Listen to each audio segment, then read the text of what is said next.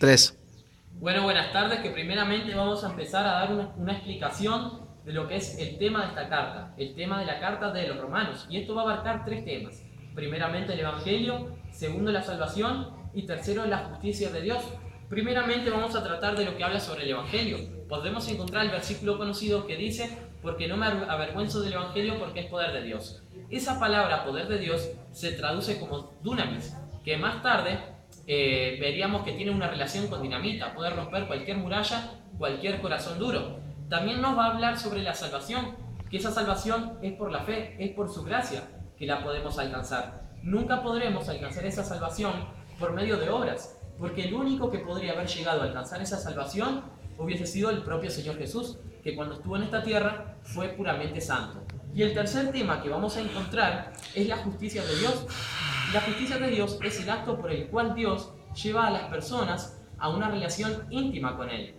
Es el único medio por el cual podemos llegar a ser declarados justos. Nunca vamos a poder llegar a ser justos porque no contamos con esas obras como para llegar a serlo. El único que llegó a ser justo fue el Señor Jesús. Por lo tanto, nosotros estamos muy lejos de llegar a esa justicia por nuestros propios medios.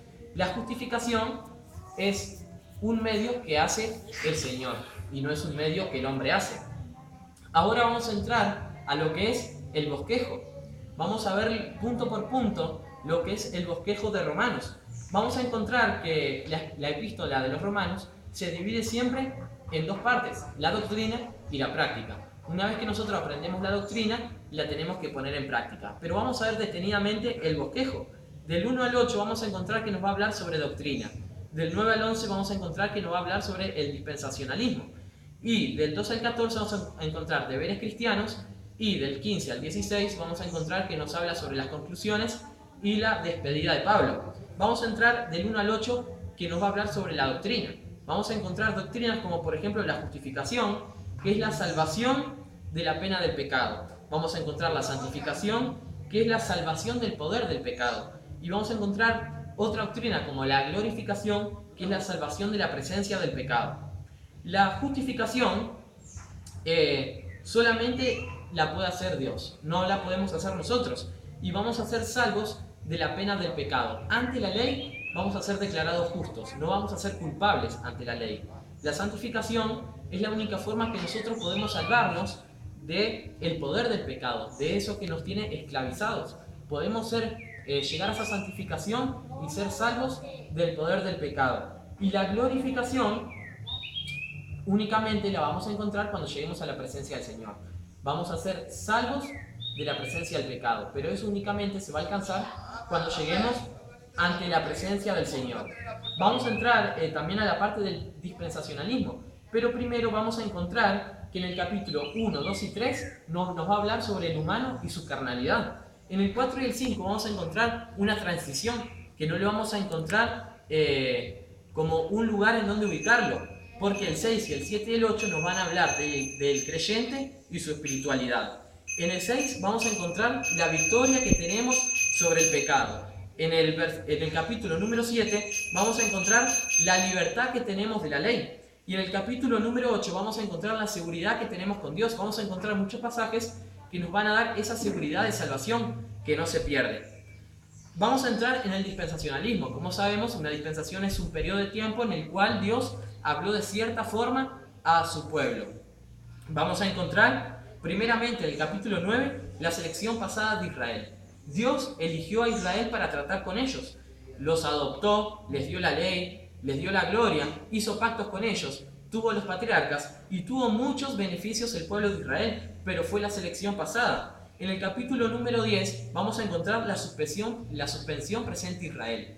Dios no rechazó a Israel, sino que Dios lo puso a un lado al pueblo de Israel. En ningún momento Dios que rechazó al pueblo de Israel, sino que lo puso a un lado para ahora tratar con los gentiles. Y en el capítulo número 11 vamos a encontrar la selección profética de Israel. Dios va a seguir tratando con Israel, pero en un futuro. Él tiene un plan para el pueblo de Israel que en un futuro va a volver a tener esa comunión con Dios. Pablo divide en dos grupos al pueblo de Israel, que es el remanente fiel y el resto. Dios luego va a tratar con ese remanente fiel. Vamos a pasar a los capítulos 12 al 14, que son los deberes cristianos. En el capítulo 12 vamos a encontrar al creyente como siervo. En el capítulo 13 vamos a encontrar al creyente como ciudadano. Y en el capítulo 14 vamos a encontrar al creyente como hermano en la fe. En el capítulo 12 vamos a encontrar la primera palabra, dice: así que una vez que se nos dio la doctrina, es hora de ponerla en práctica y ver cómo nos estamos presentando delante de Dios, cómo es nuestro devocional, cómo es nuestro trato con los hermanos y cómo es nuestro trato en lo devocional. En el capítulo 13 nos vamos a encontrar al creyente como ciudadano, sometido a las autoridades, amando al prójimo y una manera distinta de vivir. El creyente tiene que tener una manera distinta de vivir. Y en el capítulo 14 vamos a encontrar al creyente como hermano de la fe y vamos a encontrar principios de cómo debemos de tratar a nuestros hermanos. Debemos soportar al débil, debemos no contender sobre opiniones nuestras y debemos seguir el ejemplo de Cristo. Cuando Cristo estuvo en la tierra, Él no se quiso agradar al mismo, sino que quiso agradar a los demás.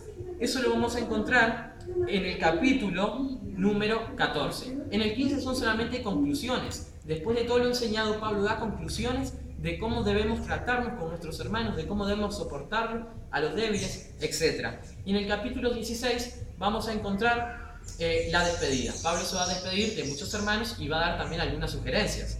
¿Cómo lo aplico a mi vida? Bueno, yo encontré dos aplicaciones. Primeramente, que debo predicar el Evangelio porque gente se está yendo al infierno.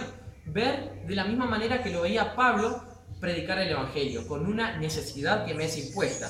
Y segundo, pasar la doctrina a la práctica. De nada me sirve aprender la doctrina si no la paso a la práctica. Como dice en el capítulo 12, así que una vez que yo aprendo toda la doctrina, la debo pasar a la práctica.